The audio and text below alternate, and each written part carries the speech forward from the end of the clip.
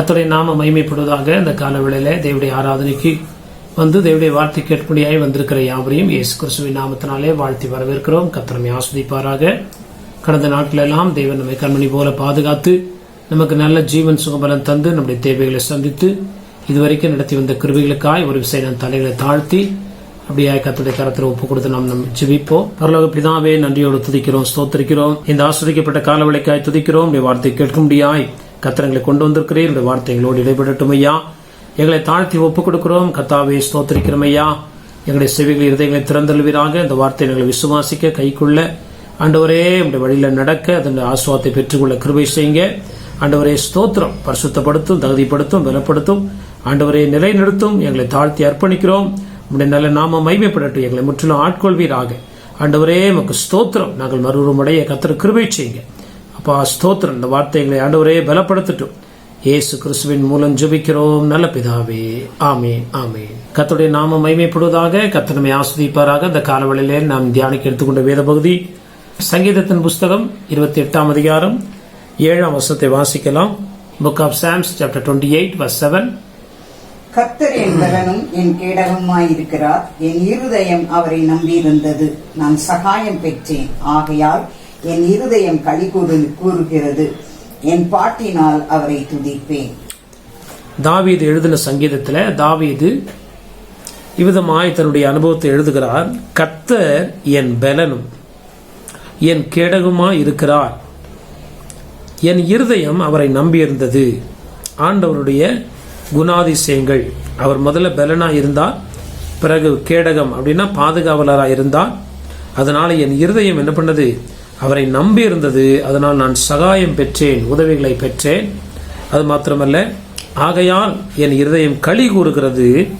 என் பாட்டினால் அவரை துதிப்பேன் என்று சொல்லி கர்த்தரை தன் பலனாய் தாவீது இந்த இடத்துல உருவகப்படுத்துகிறார். ஆண்டவரை நம்ம ஆராதிக்கிறோம், ஆண்டவரை தொழுது கொள்கிறோம்.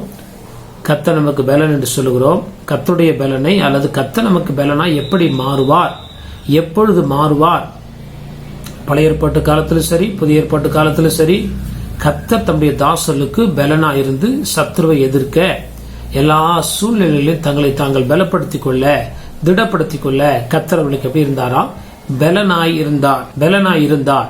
அன்பான தேவ பிள்ளைகளே, கர்த்தர் என் பலனும் என்று சொல்லி தாவீது தன்னுடைய அதிகாரத்துல பல இடங்கள் அதை சொல்லுகிறார். அவர் என் பலன், என் கோட்டை, என் துருகம், என் அடைக்கலம், என் ரட்சணிய கொம்பு, நீ உயர்ந்த அடைக்கலமா இருக்கிறார் சொல்லி பல இடங்கள்ல தன்னுடைய பலன் அப்படி என்றால் தாவீது ஒரு யுத்த வீரன் இல்லை என்று சொல்லவில்லை, காரிய சமர்த்தன் என்று சொன்னாலும் ஆண்டவருடைய பலனை அவர் மேம்படுத்தி அந்த பலத்தினால எல்லாவற்றையும் நான் செய்து முடித்தேன் என்று சொல்லி அவர் இங்கே குறிப்பிடுகிறதை நாம் வாசிக்கிறோம்.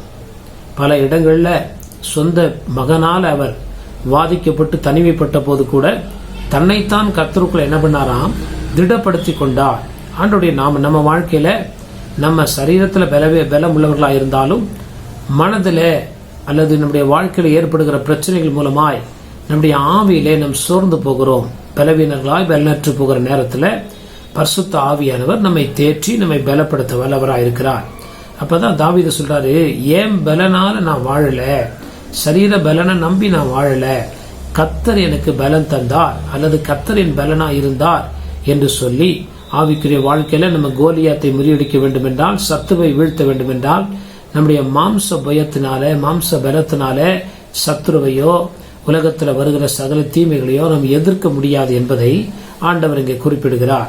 இதற்கு உதாரணமாய் புதிய ஏற்பாட்டிலே ஒரு வசனத்தை நம்ம வாசிக்கலாம். அப்போஸ்தலர் எழுதின நடபடிகள் 1 அதிகாரம் 8 வசனத்தை வாசிக்கும் போது, book of Acts chapter 1 verse 8.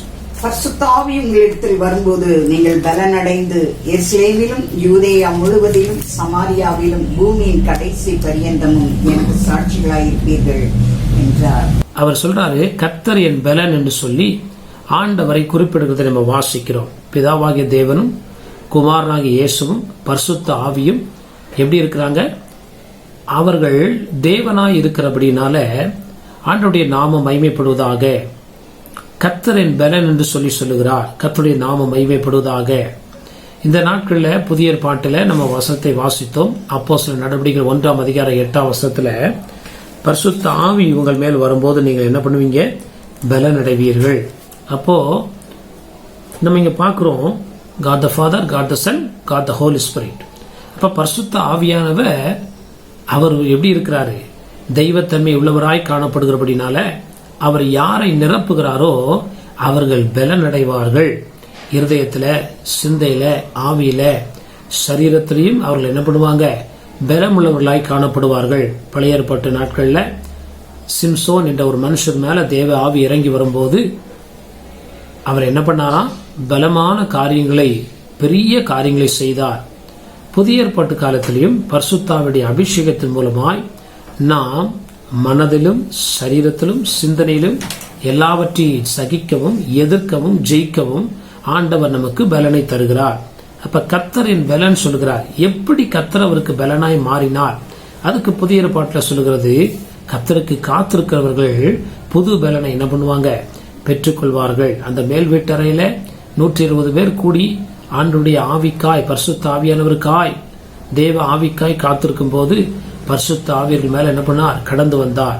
8ஆம் வசனத்துல தீர்க்கதரிசனமாய் சொல்லப்படுகிறது. அப்போஸ்தலர் 1:8 பரிசுத்தாவி உங்களிடத்தில் வரும்போது முதல்ல நீங்க என்ன பண்ணுவீங்க?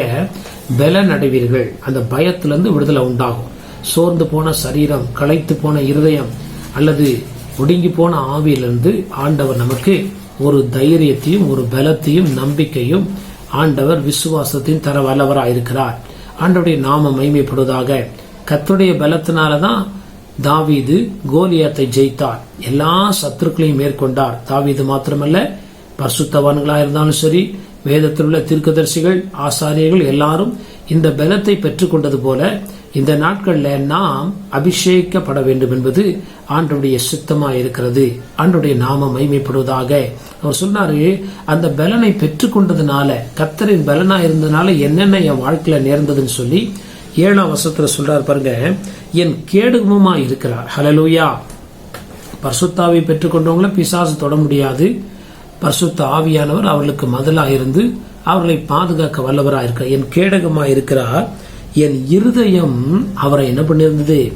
நம்பி நான் வாழ்ந்தேன். என் பலத்தையோ, என் ஞானத்தையோ, என்னுடைய காரியங்களையோ நான் பெருமை பாராட்டி நம்பி, என்னுடைய பரிசுத்தத்தையோ நீதியோ நான் நம்பி இல்ல. என் இருதயம் அவரை நம்பி இருந்தது. நான் சகாயம் பெற்றேன். இந்த உலகத்துல எல்லா நன்மையும் நமக்கு வேண்டுமென்றால் பரிசுத்தாவி பெற்ற ஒரு மனுஷனுக்கு தேவன் சகல நன்மைகளையும் தந்து ஆசிர்வதிக்கிறார். நான் சகாயம் பெற்றேன். சகாயம்னா அனுகூலம். இந்த உலகத்தில் உள்ள எல்லா உதவிகளும் அவரிடத்திலிருந்து வருகிறது. ஆண்டவருடைய நாமம் மகிமைப்படுவதாக. அப்ப பரிசுத்தாவில நம்ம நிரம்பி காணப்படும் போது எல்லா விதத்துல நமக்கு அனுகூலம் கர்த்தர் நிச்சயம் தருவார். வாசல்களை திறப்பார். அடைக்கப்பட்ட கதவுகள் திறக்கப்படும். அதுல சந்தேகமே கிடையாது. பரிசுத்தாவி நமக்குள்ள இருக்கும்போது நம்ம போகிற காரியங்கள ஜெயமும் வெற்றி உண்டாகும். நன்மைகள், அனுகூலங்கள் உண்டாகும். கால சூழ்நிலைகள் சாதகமாய் உண்டாகும். விரோதமா இருக்கிற காரியங்களை ஆண்டவர் தாழ்த்தி போடுகிறவராய் இருக்கிறார். அதுக்கு அடுத்த வசனம், என் இருதயம் களி கூறுகிறது. நான் சகாயம் பெற்றேன், அதனால என் இருதயம் என்ன பண்ணுகிறது? களிகூ. மனுஷனும் நிறைய உதவி செய்யறாங்க. சில பேர் சில நோக்கத்தோடு செய்யறாங்கன்றது நமக்கு தெரியும். ஆனா ஆண்டவருடைய அந்த சகாயமானது நம்முடைய இருதயத்துல ஒரு களி கூறுதலை, உள்ளத்தின் ஆழத்திலிருந்து ஒரு ஆனந்த மகிழ்ச்சியை தேவன் நமக்கு தரவல்லவராக இருக்கிறார். என் பாட்டினால் அவரை என்ன பண்ணுவேன்? துதிப்பேன். அப்ப தொடர்ந்து இந்த பலன் எனக்குள்ள இருக்க வேண்டும் என்றால் நான் பாடி துதித்து ஆராதிக்கும் போது ஆண்டவர் தொடர்ந்து எனக்குள்ளே வாசம் பண்ணி என்னை நிரப்பிக் கொண்டே இருப்பார் என்பதில் சந்தேகமில்லை. ஆண்டவருடைய நாமம் மகிமைப்படுவதாக.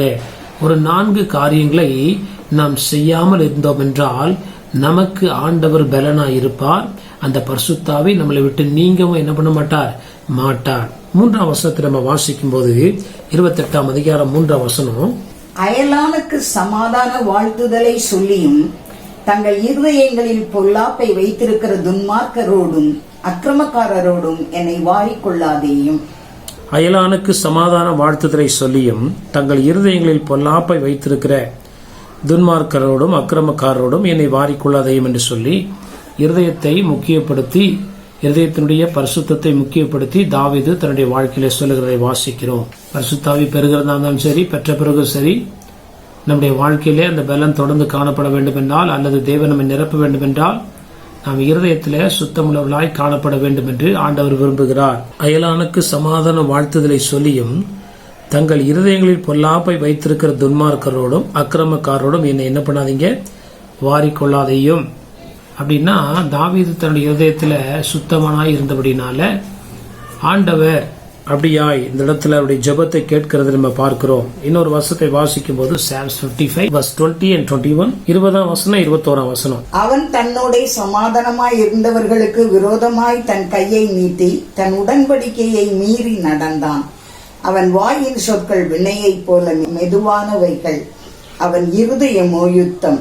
அவன் வார்த்தைகள் என்னையிலும் மிருதுவானவைகள், ஆனாலும் அவைகள் உருவின பட்டயங்கள். சங்கீதம் 28:3 வாசிக்கிறோம், அயலானுக்கு சமாதான வாழ்த்துதலை சொல்லியும் தங்கள் இருதயங்கள் எப்படி வச்சிருக்கிறாங்களாம், பொல்லாப்பை வைத்திருக்கிறார்கள்.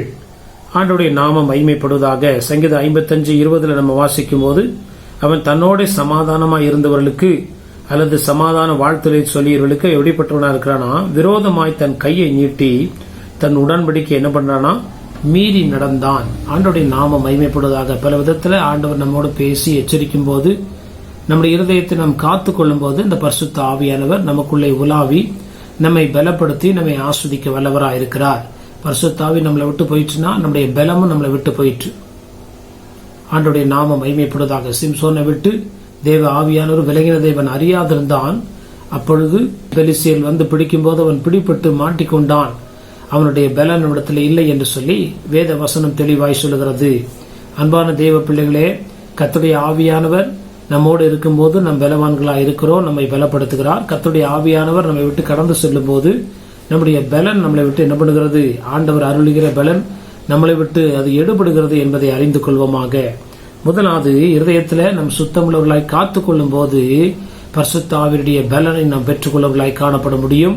பரிசுத்தாவுடைய பலனுக்காய் ஜெபிக்கிறவர்கள் அது இருதயத்தை காத்து கொண்டு எல்லா விதத்துல அந்த வேதம் சொல்லுகிறபடி நாம் அப்படியா காரியங்களை தேவனுக்கு விருப்பமானது செய்யும் போது ஆண்டவர் நம்மை பாதுகாக்க வல்லவராயிருக்கிறார். கர்த்தருடைய நாமம் மகிமைப்படுவதாக.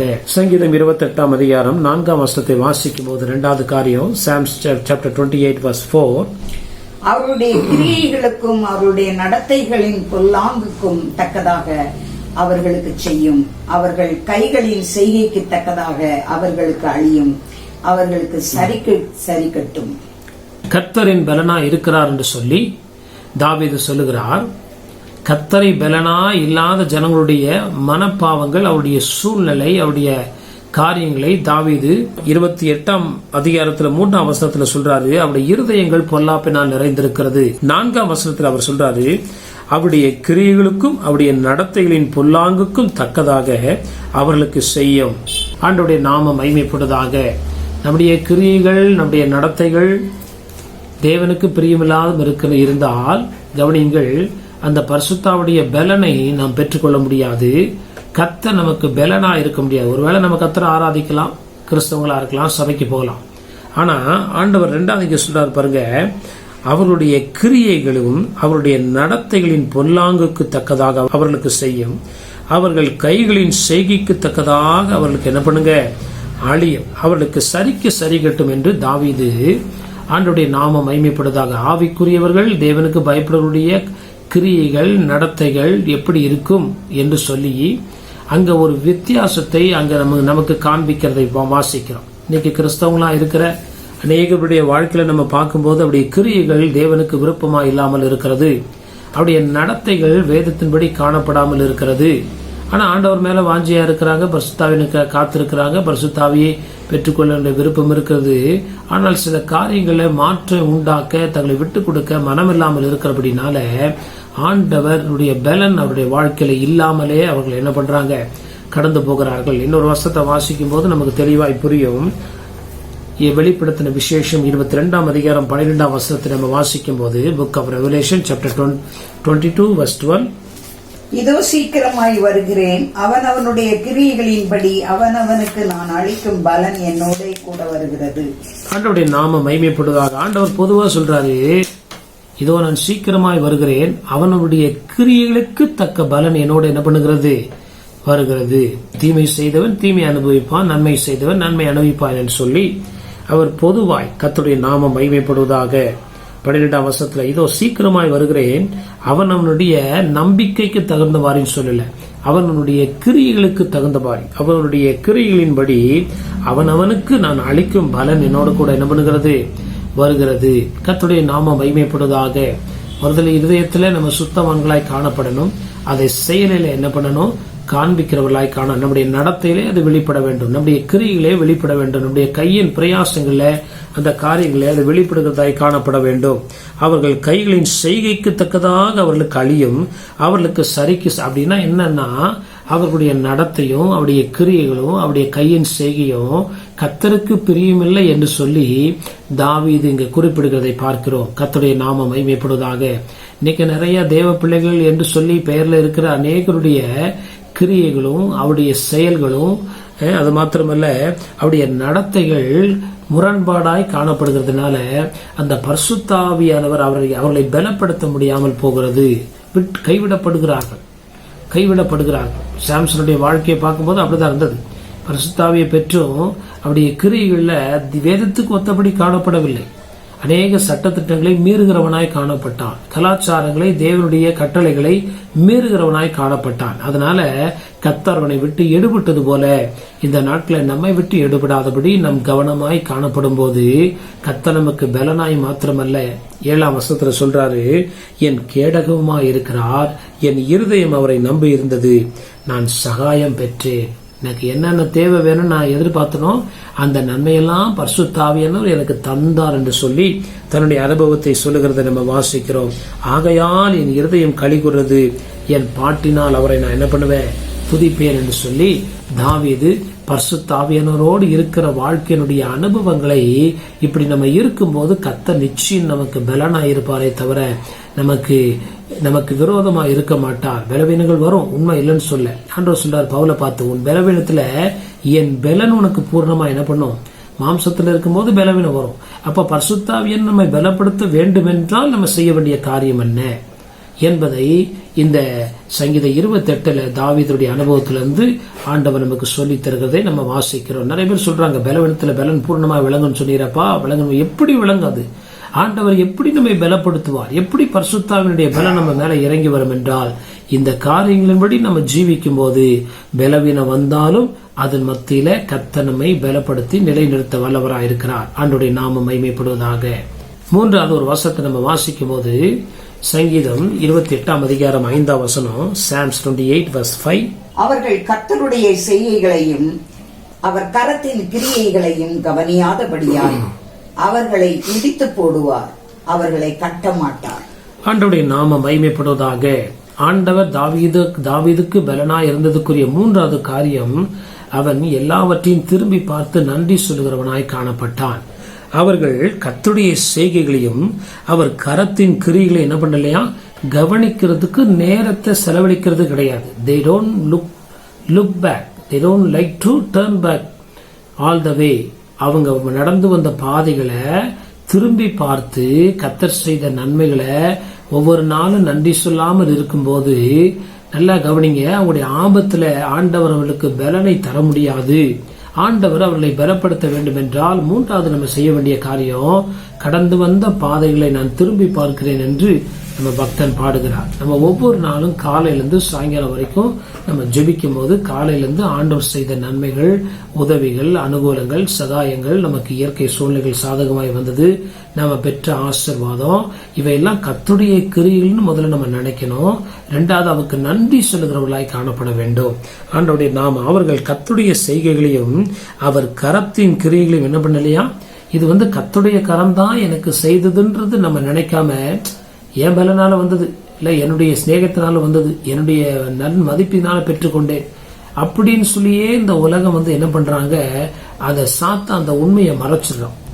நான் ஸ்போர்ட்ஸ்ல இருந்த வின் பண்ணிட்டேன், நல்ல நான் ஸ்போர்ட்ஸ் பண்ணதுனால நான் இது பண்ணேன், ஸ்கூல்ல நல்ல மார்க் வாங்கிட்டேன், நல்ல வேலை எனக்கு கிடைச்சிருச்சு, ஏன்னா நான் நல்லா படிச்சிருக்கேன். இல்ல, இதெல்லாம் கர்த்தருடைய கரத்தின் கிரியை என்று நம்ம உணரக்கூடிய விதத்துல கர்த்தர் இரக்கம் செய்வார்.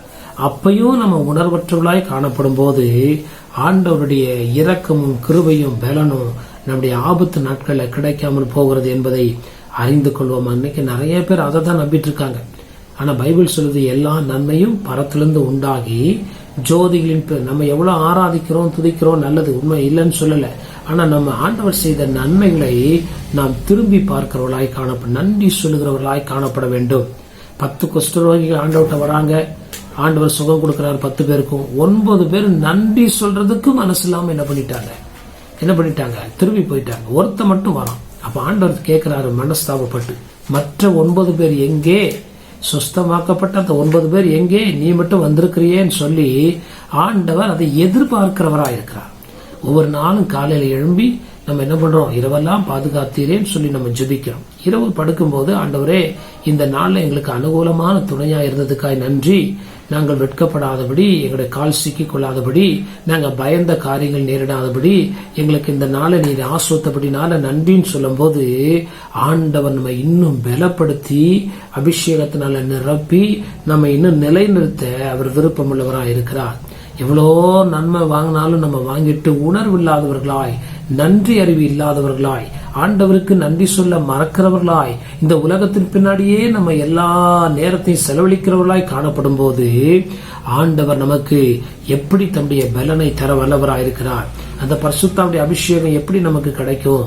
நன்றி அறிவு உள்ளவர்களாய் நாம் காணப்பட வேண்டும் என்று கர்த்தர் விரும்புகிறார். ஒரு வசனத்தை வாசிக்கும் போது ஏசாயா 5ஆம் அதிகாரம் 12ஆம் வசனத்துல, புக் ஆஃப் ஐசாயா சாப்டர் 5:12, அவர்கள் சுரமண்டலத்தையும் தம்புருவையும் மேளத்தையும் நாகசுரத்தையும் மதுபானத்தையும் வைத்து விருந்து கொண்டாடுகிறார்கள்.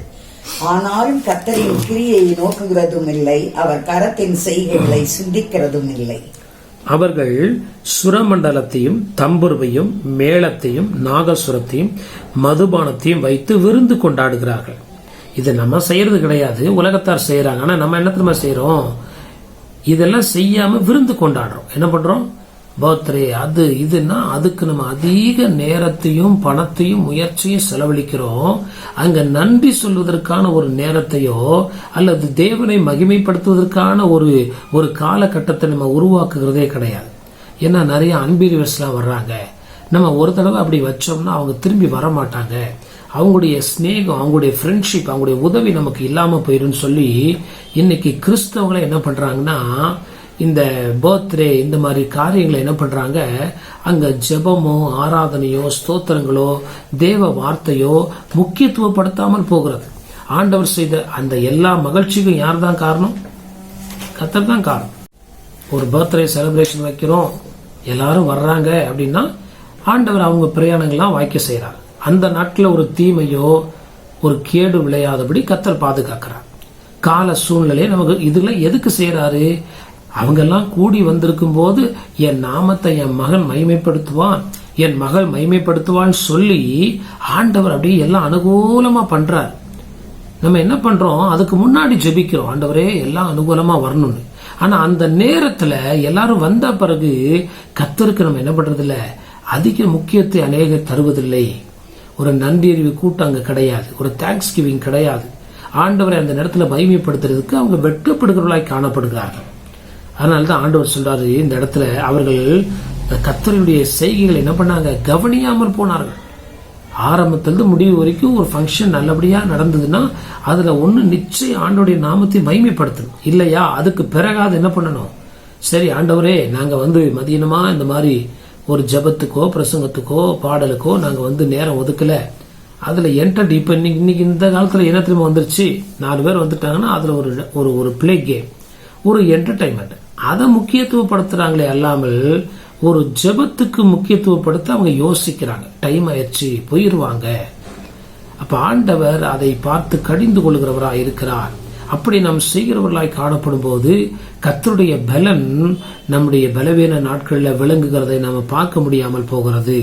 ஆண்டவருடைய நாமம் மகிமைப்படுவதாக. அன்பான தேவ ஜனமே, தாவீது தெளிவா சொல்றார் 28ஆம் அதிகாரம் 5ஆம் வசனத்துல, அவர்கள் கர்த்தருடைய செய்கைகளையும் அவர் கரத்தின் கிரிகளை என்ன பண்ணல, இவங்க கிஃப்ட் கொடுத்தாங்க, அவங்க கிஃப்ட் கொடுத்தாங்க, இவங்க பெரிய ஆட்கள் வந்தாங்க, அவங்க பெரிய ஆட்கள் வந்தாங்கன்னா அவங்களுடைய காரியங்களை என் நினைவு கூறுகிறார்களே அல்லாமல் கர்த்தர் தான் என்னுடைய வாழ்க்கையுடைய அஸ்திவாரம், தாயின் கருவிலிருந்து கொண்டு வந்து என்னை இதுவரைக்கும் உயர்த்தி வைத்திருக்கிறவர் என்று சொல்லுகிற அந்த மகிமைப்படுத்த வேண்டிய நேரத்தை விட்டு விடும் போது ஆண்டவர் அதில் துக்கம் உள்ளவராக இருக்கிறார் என்பதை மறந்துவிட வேண்டாம்.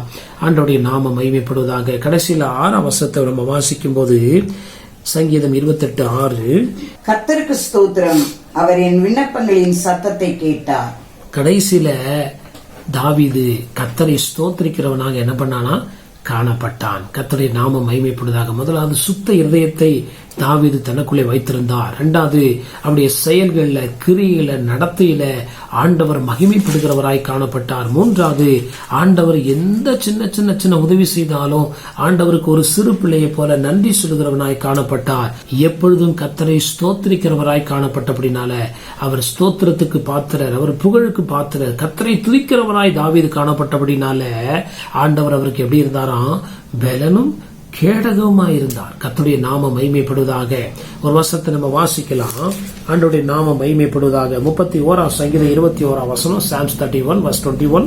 கர்த்தர் அரணான நகரத்தில் எனக்கு தமது கிருபையை அதிசயமாய் விளங்க பண்ணினபடியால் அவருக்கு ஸ்தோத்திரம். இது தாவீது தான் எழுதுறார் பாருங்க. கர்த்தர் அரணான நகரத்தில் எனக்கு தமது கிருபையை அதிசயமாய் விளங்க பண்ணினபடினால் அவருக்கு என்ன பண்ணது? ஸ்தோத்திரம். ஒரு நல்ல குடிசையில இருந்தோம், ஒரு நல்ல வீட்டுல கர்த்தர் கொண்டு வந்துட்டார். ஒரு அரணான பாதுகாப்பான ஒரு மேன்மையான ஒரு வேலை, ஒரு நல்ல காரியங்கள். நம்ம கஷ்டப்பட்ட நாட்கள்ல ஆண்டவரை தேடினோம். இப்ப நமக்கு எல்லா காரியங்கள்ல நமக்கு சுமூகமான அனுகூலமான சூழ்நிலைகள் உருவாகும் போது அந்த மீதி நேரத்தை எப்படி கழிக்கணுமா? கர்த்தருக்கு ஸ்தோத்திரம் செய்துதான் நம்முடைய காலங்களை என்ன பண்ணணும்? ஆண்டோடைய பாதத்துல கொடுக்கிறவர்களா இருக்கும். நிறைய பேர் கஷ்டத்துல ஆண்டவரை துதிப்பாங்க. ஆனா அவர்களுக்கு ஒரு அரணான ஒரு நல்ல அனுகூலமான திறந்த வாசல், ஒரு உயர்வு, மதிப்பு, ஒரு பெரிய பெருக்கம், ஆசீர்வாதம் வரும்போது அந்த மீதி உள்ள நாட்களை அவங்க உலகத்தின்படி கழிக்க விரும்புறாங்க. they want to spend time. அங்க போகணும், அதை பண்ணணும், இதை பண்ணணும், அவங்கள பார்க்கணும், இவங்களை பார்க்கணும், அப்படி அவங்க கழிக்க விரும்புறாங்க. ஆனா தாவீது சொல்றாரு, கர்த்தர், அந்த வசனம் சொல்லுகிறது, கர்த்தருக்கு ஸ்தோத்திரம், அவர் என் விண்ணப்பங்களின் சத்தத்தை என்ன பண்ணாராம்? கேட்டார். கர்த்தருடைய நாமம் மகிமைப்படுவதாக. கர்த்தருக்கு ஸ்தோத்திரம் பண்ணுகிறதுல நம்ம என்ன பண்ணணும்? மன உற்சாகமாய் காணப்பட வேண்டும். அது தேவனுடைய நாமத்தை மகிமைப்படுத்துகிறது. கர்த்தருடைய நாமத்தை வாயால நம்ம அறிக்கை செய்து ஸ்தோத்திரம் பண்ணும்போது ஆண்டவர் இன்னும் பலனை தருகிறார், இன்னும் அதிக நாள் வாழக்கூடிய கிருபையை தருகிறார். வியாதிகள் வந்தாலும் அதன் மத்தியில நம்ம விழுந்து போகாதபடி, தீமைகள் வந்தாலும், ஆபத்து விபத்துகள் வந்தாலும் தொடர்ந்து திரும்ப நிலை நிற்க ஆண்டவர் நமக்கு ஆயுசு நாட்களை கூட்டி தருகிறார். அன்பான தெய்வ ஜனமே, கர்த்தருடைய நாமம் மகிமைப்படுவதாக. இன்னைக்கு நிறைய பேர் என்ன பண்றது இல்ல, தங்களுடைய தாழ்வு காலத்துல ஆண்டவர் நினைப்பாங்க உயர்வு வரணும்னு சொல்லி நினைப்பாங்க. ஆனா உயர்வு வந்தா பிறகு அவங்க they don't like to spend time with God. அவங்க அதுக்கப்புறம் உலக பிரகாரமாகவே அவங்களுடைய நாட்களை செலவழிக்க விரும்புகிறார்கள். அப்படி கிடையாது. ஆண்டவருடைய பாதத்துல நம்முடைய நாட்களின் நேரங்களையும், நான் அரணான நகரத்துல, அந்த வசனம் ஒரு தடவை நம்ம வாசிக்கலாம். ஆண்டவருடைய நாம 31:21 கர்த்தர் அரணான நகரத்தில் எனக்கு தமது கிருபையை அதிசயமாய் விளங்க பண்ணினபடினால. ஒரு காலத்துல தாவீது கஷ்டப்பட்டார். ஆடுகளை பின்னால் அலைஞ்சார், காடு மேடுகளை அலைஞ்சார், சவுலுக்கு பயந்து தப்பி ஓடினார். ஒரு அடைக்கலம் கிடையாது, அவருக்கு ஒரு பாதுகாப்பு கிடையாது. இரவும் பகலும் தூக்கமின்றி காணப்பட்ட தாவீதுக்கு ஆண்டவர் ராஜாவா மாற்றி ஒரு நல்ல அடைக்கலம், அரண், சேவகர்கள், நல்ல உதவியாளர்கள், ஒரு குடும்பத்தை கர்த்தர் கொடுத்த பிறகு தாவீது சொல்றாரு, இதுக்கப்புறம் ஸ்தோத்திரம் பண்ணாம நான் காலத்தை கழிக்கிறதுல பிரயோஜனம் கிடையாதுன்னு சொல்லி ஸ்தோத்திரம் என்று சொல்லுகிறதை வாசிக்கிறோம். அப்பதான் 7ஆம் வசனத்துல அவர் சொல்றாரு, கர்த்தர் என் பலனும் என் கேடகமா இருந்தார்ல, இருக்கிறார். ஹல்லேலூயா. கர்த்தருடைய நாமம் மகிமைப்படுவதாக. என் இருதயம் அவரை நம்பி இருந்தது, நான் சகாயம் பெற்றேன். ஆகையால் என் இருதயம் என்ன பண்ணுகிறது? களி கூறுகிறது. கர்த்தருடைய நாமம் மகிமைப்படுவதாக. அந்த களி கூறுதல் ஆண்டவருடைய சன்னதியின் மூலமாய் நமக்கு கடந்து வரும்போது அது நம்முடைய வாழ்க்கையில ஒரு நித்திய ஆசீர்வாதத்தை கொடுக்கும். என் பாட்டினால் அவரை நான் என்ன பண்ணுவேன்? மகிமைப்படுத்துவேன். கர்த்தருடைய நாமம் மகிமைப்படுவதாக. அவர் வனாந்தரத்தில் இருக்கும்போது பாடல்களை பாடி இருக்கிறாரு. ராஜாவான போது கர்த்தர் உயர்த்தின போதும் ஆண்டவரை புகழ்ந்து பாடல்களை பாடி இருக்கிறார். கர்த்தருடைய நாமம் மகிமைப்படுவதாக. அப்ப நம்ம வாழ்க்கையில் ஆண்டவர் அப்படிப்பட்ட காரியங்களை எதிர்பார்க்கிறார். ஆண்டவருடைய நாமம் மகிமைப்படுவதாக. அப்ப இந்த பரிசுத்தாவியானவராகிய தேவனின் அடைக்கலம் சொல்றாரு. இந்த நாட்கள்ல தேவன் என் பலன் சொல்றாரு. இந்த நாட்கள்ல பரிசுத்தாவியானவர் தேவனுடைய பலன் நமக்கு வேண்டும் என்றால் நம்ம இந்த தாவீது கடந்து வந்த பாதைகள் வழியாய் நம்ம கடந்து வரும்போது நிச்சயமா அந்த பலனை பெற்றுக்கொள்வோம். அந்த பலன் நம்ம விட்டு நீங்காது. அது தொடர்ந்து நம்முடைய வாழ்க்கையில நம்முடைய முடிவு வரையும் நம்மை பலமுள்ளவர்களாய் மாற்றும். பழைய ஏற்பாட்டு பரிசுத்தவான்கள் எல்லாமே தீர்க்காயுசுல, பூரண வயசுல நல்ல ஆரோக்கியத்தோடு அவங்க தேவனுடைய சன்னதியில எடுத்துக்கொள்ளப்பட்டார்கள். ஆண்டவருடைய நாமம் மகிமைப்படுவதாக. அப்ப இந்த நாட்கள்ல நம்ம அதை மனதில் வைத்து ஆண்டவருடைய நாம மகிமைப்படுவதாக. கர்த்தாவே உடைய பலனை பெற்றுக்கொள்ளக்கூடிய வழி என்ன? கர்த்தரின் பலன் தாவீது சொல்றாரே. அப்ப நான் வாயில கர்த்தரின் பலன் சொன்னா அது நடக்குமா? அல்லது கர்த்தரனுக்கு எப்படி பலனா மாறுவார்? கர்த்தருடைய பலனை நான் எப்படி பெற்றுக்கொள்வது என்று சொல்லி நாம் படித்த வேத வாக்கியின் மூலமாய் நாம் இந்த சத்தியத்தை அறிந்து விசுவாசித்து கர்த்தருடைய பாதத்துல ஜெபிக்கும் போது ஆண்டவர் நம்மை பலவீனமாய் இருக்கிற நம்மை பலப்படுத்தி அவர் ஆஸ்வதிக்கிறவராயிருக்கிறார். கண்களை மூடி நம்ம ஜெபிக்கலாம். பரலோக பிதாவே, இந்த ஆஸ்வதிக்கப்பட்ட காலவேளைக்காய் ஸ்தோத்திரிக்கிறோம். தெய்வ வார்த்தையை கேட்டது போல ஆண்டவரே, தாவீது 28 சங்கீதம் 7ஆம் வசனத்துல சொல்லுகிறபடி கர்த்தரின் பலனும் என்று சொல்லுகிறாரே. அப்பா, அந்த பலனுக்கு பின்னாடி உள்ள எல்லா ஆசீர்வாதங்களையும் நாங்கள் பெற்றுக்கொள்ள, பலனையும் நாங்கள் பெற்றுக்கொள்ள, சாட்சியாய் காணப்பட ஆண்டவர் இரக்கம் செய்யும்படியாய் நாங்கள் செபிக்கிறோம். இந்த அனுபவத்தை நாங்கள் இந்த நாட்களில் சுதந்திரிக்க ஆண்டவரே எதிர்பார்த்து பெற்றுக்கொள்ள ஆண்டவர் ஒவ்வொருவருக்கு அனுக்கிரகம் பண்ணும். துதி கன மகிமை எல்லாவற்றையும் நாங்கள் நமக்கு செலுத்துகிறோம். இயேசு கிறிஸ்துவின் மூலம் ஜெபிக்கிறோம் நல்ல பிதாவே, ஆமேன், ஆமேன். என் ஆத்மாவே கர்த்தரை ஸ்தோத்ரி, என் முழுமே பரிசுத்த நாமத்தை ஸ்தோத்ரி. என் ஆத்மாவே கர்த்தரை ஸ்தோத்ரி, கர்த்தர் செய்த சகல உபகாரங்களை மறவாதே. ஆமேன், ஆமேன். நம்முடைய கர்த்தராகிய இயேசு கிறிஸ்துவின் கிருபையும் பிதாவாகிய தேவனுடைய அன்பும் பரிசுத்த ஆவியானவருடைய அன்பின் ஐக்கியமும் சமாதானமும் சந்தோஷமும் இன்றும் என்றும் சதா காலமும் நம்மோடும் நம்முடைய குடும்பங்களோடும் நம்முடைய ஊழியங்களோடும் கர்த்தருடைய வருகை பிறந்த நிலைத்திருப்பதாக. ஆமேன், ஆமேன். ஆண்டவருடைய நாமம் மகிமைப்படுவதாக. கர்த்தர் தாமே நம்மை ஆஸ்வதிப்பாராக. இந்த ஊழியங்களுக்காய் ஜெபிக்கிற, கொடுக்கிற, தாங்குகிற, உழைக்கிற, உதவி செய்கிற யாவருக்கும் நாங்கள் தொடர்ந்து ஜெபிக்கிறோம். நீங்களும் இந்த ஊழியங்களுக்காய் தொடர்ந்து ஜெபிக்க முடியாய் இயேசுவின் நாமத்தினால உங்களை கேட்டுக்கொள்கிறோம். ஆண்டவருடைய நாமம் மகிமைப்படுவதாக. எங்களுடைய சபையானது பெங்களூர் பட்டத்தில் உள்ள லிங்கராஜபுரம் என்ற பகுதியிலே எண்ணூர் மெயின் ரோட்டிலே உள்ள எஸ்பி பேங்குக்கு முன்பதாக உள்ள சோபா ஸ்டோருடைய முதல் மாடியிலே காணப்படுகிறது. இந்த நாட்களிலே ஆலயம் திறந்திருக்கிறது. அப்படியாய் ஞாயிறு காலை 7 மணி முதல் 8:30 மணி வரை முதல் ஆராதனைக்காக இருக்கும். அதன் பின்பு 9 மணி முதல் 10 மணி வரை சண்டே கிளாஸ் ஊழியங்கள் இருக்கும். மற்றும் 10 மணியிலிருந்து 11 வரை 2வது ஆராதனை இருக்கும். வேற எந்த சபைக்கு நீங்கள் போகாதவர்களாக இருந்தால் எங்களுடைய சபைக்கு வந்து எங்களுடைய ஆராதனை கலந்து கொள்ள முடியாது உங்களை இயேசுவின் நாமத்தில் நான் கேட்டுக்கொள்கிறோம். ஆண்டவருடைய நாமம் மகிமைப்படுவதாக. அது மாத்திரமல்ல, ஆண்டவருடைய நாமம் மகிமைப்படுவதாக. வார நாட்கள்ல செவ்வாய்க்கிழமை பைபிள் ஸ்டடி இருக்கிறது. மாலை 7 மணி முதல் 8 மணி வரை முடிந்தவர்கள் கலந்து கொண்டு கர்த்தருடைய ஆசீர்வாதத்தை பெற்றுக்கொள்ளுங்கள். அதே போல சனிக்கிழமை காலை 10 to 12 மணி வரை உபவாச கூட்டம் இருக்கிறது. நீங்கள் உபவாச கூட்டத்துக்கு வருவீர்கள் என்றால் நிச்சயமாய் நாம் சேர்ந்து ஜெபிப்போம். கர்த்தர் நம்மை ஆசீர்வதிப்பாராக. கர்த்தருடைய நாமம் மகிமைப்படுவதாக. இந்த சேனலை சப்ஸ்கிரைப் செய்யாதவர்கள் சப்ஸ்கிரைப் செய்து கொள்ளுங்கள். அப்படியா தேவனுடைய வார்த்தையை உங்களுக்கு தெரிந்தவர்களுக்கு ஷேர் செய்யுங்கள். கர்த்தர் நம்மை ஆசீர்வதிப்பாராக. ஆண்டவருடைய நாமம் மகிமைப்படுவதாக. அது மாத்திரமல்ல, எங்களுடைய போன் நம்பர் இதில் கொடுக்கப்பட்டிருக்கிறது. முக்கியமான ஜெப அவசர தேவைக்கு நீங்கள் போன் செய்வீர்கள் என்றால் உங்களுக்கு நாங்கள் எப்பொழுதும் ஜெபிக்க ஆயத்தமா இருக்கிறோம். கர்த்தர் நம்மை ஆசீர்வதிப்பாராக. ஆமேன், ஆமேன்.